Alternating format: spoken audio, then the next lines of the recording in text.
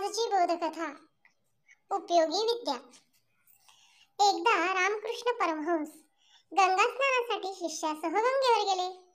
त्यावेळी एक सिद्ध पुरुषही तिथे होते। त्यांनी एक चादर पाण्यावर पसरली व त्यावर उभे राहून नदी पार केली। तसेच परत आले व रामकृष्णांच्या एका शिष्याला म्हणाले, तुमचे गुरु असा एखादा चमत्कार करू शकतील का?